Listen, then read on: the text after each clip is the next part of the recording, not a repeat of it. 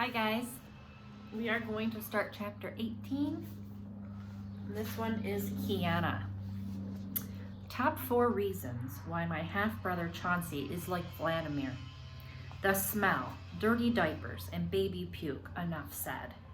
Vladimir's terrarium after the weekend is no perfume factory either. The noise, Chauncey's howling has the edge in volume, but Vladimir's high-pitched squeaks are even more piercing. It goes without saying that both of them are spoiled by too much attention. That's stepmonster's fault in Chauncey's case. For Vladimir, it's Miss Fountain's 7th graders, and lately, us. When he wants somebody to feed him a dead cricket, which is all the time, the cheeping and chirping are at a frequency that feel like a miniature blender at the center of your brain. 3, the teeth. They both have 0. Okay, Vladimir probably has more than that, but you don't know they're there until he nips you. And to be fair, Chauncey does have a couple of chompers breaking through. Bottom front. It's pretty cute, actually. Number 4, the time suck.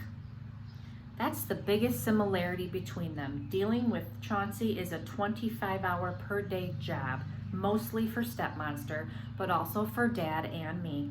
If you leave him alone for 10 seconds, he'll find a way to stick his drool-covered finger into an electric outlet, light himself on fire, and roll down at least 1 flight of stairs. Vladimir's every bit as impossible to ignore. When he starts squeaking, you go running. And he's not satisfied with just anybody. These days, the attention he craves is from Aldo. Leave it to Vladimir to love the least lovable person in the whole school, except maybe Elaine. Maybe it's the red hair. It's hard to ignore. Anyway, I really shouldn't be complaining that stepmaster is so distracted. If it wasn't for Chauncey, she might call up the school to ask how I'm doing and get told Kiana who. The last thing I need is to get put into regular classes and to have to break in 8 new teachers. Just when I'm starting to get the hang of Mr. Kermit. Now that Ribbit's doing real teaching, I don't even have to make things up when Dad and Stepmonster ask how's school. I have something to tell them. There are things going on in room 117. Things beyond worksheets and crossword puzzles. Hang on a sec, back up. My father stops me at dinner. What are these puffy tails you keep talking about? Some kind of science unit? Right, I stammer. Animal anatomy. But if you're going to be dissecting some poor little bunny, I don't want to hear about it, Stepmonster puts in. Shoveling strained bananas into Chauncey's waiting mouth. And we're going on that field trip tomorrow, remember? I moved quickly. To a rabbit laboratory, Dad asks? No, this is different. We're going to Terra Nova Motors as Jake Terra Nova's personal guests. I don't know what we're supposed to learn there, but the class is actually pretty psyched about it. One of the downsides of being in SCS-8, besides the obvious, is that you're stuck in the same room all day. So the change of scenery will do us good. Our 2 chaperones are Mr. Kermit and Miss Fountain. Mr. Kermit has no choice, but it's really nice of Miss Fountain to volunteer, since her own classes have to have a sub today. As it turns out, they get Mrs. Landsman, aka Dawn of the Dead. Poor Vladimir. If he squeaks too loud, she'll probably gut him with a protractor and barbecue him on a rotating spit in the home and careers room. The bus is just a minibus, and it's pretty uncomfortable, with the whole class packed into one side and Elaine all by herself on the other. Aldo is getting mad because Barnstorm keeps thumping the back of his seat with one of the crutches. It doesn't bother Raheem. He falls asleep as soon as we make the right turn out of the school driveway. Mateo stands in the aisles, knees bent, working on his balance, just like the Silver Surfer from Spider-Man. Miss Fountain seemed pretty uncomfortable with the bad behavior, and especially the fact that Mr. Kermit isn't saying anything. She tries to change the subject by talking about how SCS-8 should participate in the district science fair. She's always coming up with suggestions for our class, like the Good Bunnies thing, or inviting us for circle time, or to help out with Vladimir. Sometimes Mr. Kermit lets her push him around a little, but not today. No, he says simply, I think this field trip has put him in a bad mood. It's pretty obvious that Jake Terranova isn't his favorite person. But it's a fantastic competition, Miss Fountain persists. Teams enter from every school in the district. There are prizes, and the first place winners get an extra 10% added to their grades on the state science assessment. It's a win-win. Not for us, Mr. Kermit replies firmly. His expression says it all. Do these really look like the kind of kids who will come in first place at anything? It bugs me a little.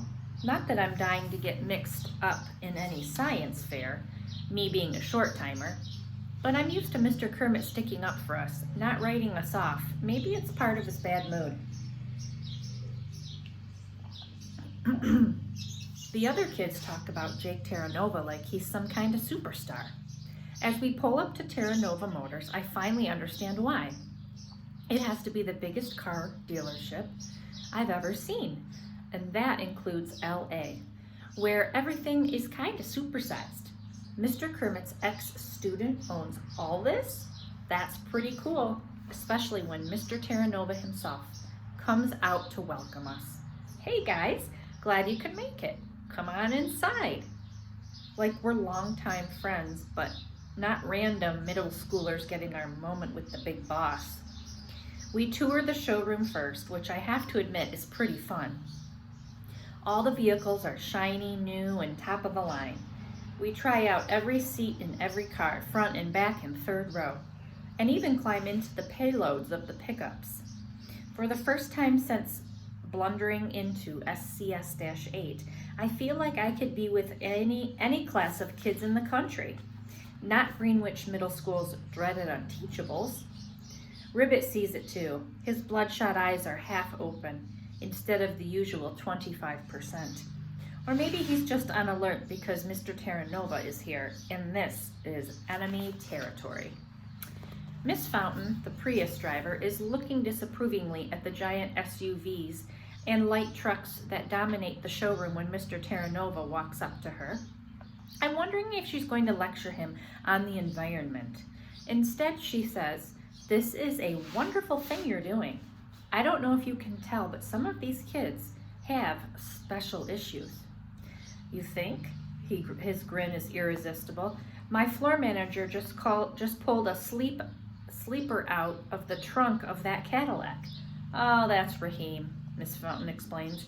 He doesn't get enough sleep at home, but he's a talented artist, sensitive and observant. They got their quirks. They're good kids though. Okay, maybe good is too strong of a word. Gotcha. He's watching Barnstorm poking tires with his crutches. Hey, Mr. Terranova, Parker approaches. I want to take the red Mustang out for a test drive. Right, very funny kid. No, really, I have a license. Parker digs a mangled ID out of the pocket of his jeans.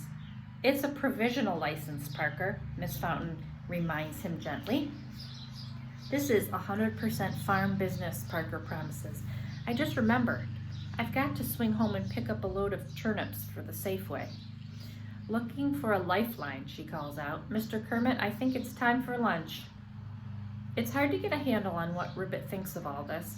On one hand, it's obvious that he can't stand his former student because of what happened in the past.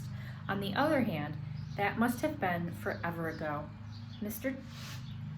Terranova was a 7th grader, even younger than we are. He's an adult now, running a big business, and he's trying to make amends. Why can't Mr. Kermit see that? We brought bag lunches, but Mr. Terranova ordered pizza for everybody in the dealership dining room. Only Ribbit turns him down. Like anything from his old nemesis would turn to poison as soon as it enters his mouth. The employees are really friendly, and we get to ask them questions. I want to know about fuel efficiency standards. Barnstorm wants to know, when you sell a car, do you get to keep the money? Aldo asks the lease specialist, how long did it take to grow that mustache? Elaine gets into the cookie platter set aside for Customer Appreciation Week. After lunch, we tour the service department. That's where the field trip starts to get really good. Motor vehicles are such a huge part of life, especially in a place like LA, where you have to drive pretty much everywhere. People take it for granted that their cars will work, like they're powered by some kind of magic.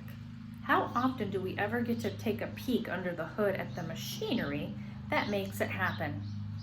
Mr. Terranova leads us onto a raised catwalk, and we can look down and at least a dozen vehicle lifts in various stages of being taken apart and put back together again.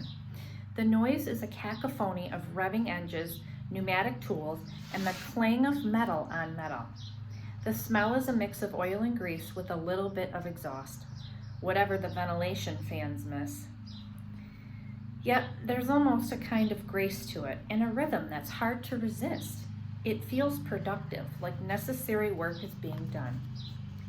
Parker is practically drooling, and even Aldo is leaning over the railing, fascinated. It's the first time I've ever seen him interested in something, and he looks older and more mature. Mateo is babbling about how the shop reminds him of the engine room of the USS Enterprise on Star Trek. Raheem is sketching furiously on a napkin from the lunchroom. Elaine is watching in rapt attention while double-fisting stolen cookies from her jacket pockets. Suddenly, she clutches the rail in distress. For a second, I wonder if she's trying to hype her reputation by ripping it free from the catwalk, but no, her cheeks are pink, her eyes terrified. Sharp staccato choking sounds reach me over the clamor of the shop.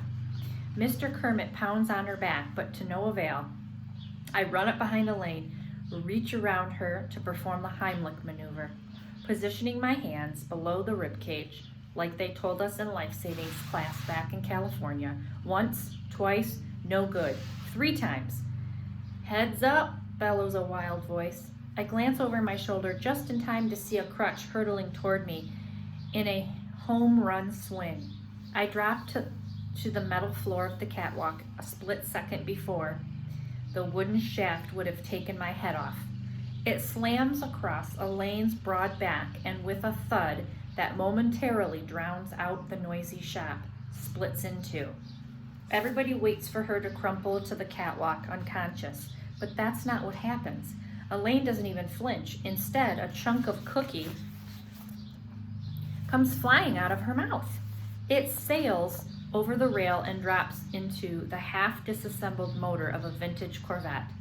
The mechanics look up in horror. "What was that?" Mr. Terranova asks urgently. I confirm that Elaine is no longer choking. She's okay. The car dealer looks at me like I'm totally missing the point. "What did she spit in that engine?" Elaine smacks her lips. "I think it was a ginger snap." The word is like a panic alarm to Jake. "Guys," he calls down to his team, "I want that engine taken apart and every piece wiped clean now." I'm mystified. What's so bad about a ginger snap? "Sugar," he exclaims in agony. "The last thing you want in a car engine. It dissolves in the gas and ends up everywhere. If word gets out around that I sold a car with a sugared tank, I'm finished in this business." Mr. Kermit is beaming from ear to ear. It's the first time we've ever seen him so happy, and what did it take? Problems for Jake Terranova? I actually feel a little guilty. I saw Elaine pocketing those cookies and kept my mouth shut. I may be a short timer, but you don't have to be at our school very long to know that Elaine rhymes with pain. The field trip breaks up soon after that. Mr. Terranova is focused on the Corvette, and he's not playing host anymore. Plus, Barnstorm is complaining about his mobility with only one crutch. "Then you shouldn't have busted the other one over Elaine's head," Aldo tells him. "It was her back, not her head," Barnstorm retorts. "I saved her life, man." "She'd better remember that while deciding who her next victim's going to be." "You just cost yourself a puffy tail, Buster," Mr. Kermit snaps. Barnstorm is bitter. "No fair. I save a life and I'm out a crutch and a puffy tail? What kind of justice is that?" "He should earn a puffy tail for helping and lose it for being mean," Parker puts in. "At least then he breaks even." We should all get a puffy tail except Elaine, although reasons. You know, for not barfing a cookie into that Corvette. This seems to be his idea of fairness. Elaine tosses a mild glance in Aldo's direction, and he decides to stand on the other side of a tall cargo van. It's too bad that such a great field trip has to end on a down note. But by then, the minibus is waiting outside, so there's nothing to do but get on it. Halfway back to school, Miss Fountain gets a call on her cell phone. It's the dealership. There's a middle school boy asleep on the couch in the showroom. Mr. Kermit does a head count. It's Raheem, he reports. We have to go back and get him. And we turned around. Wait, I frown at Miss Fountain. How come they called you? I mean, why does Jake Terranova have your phone number? She blushes the color of Chauncey's diaper rash.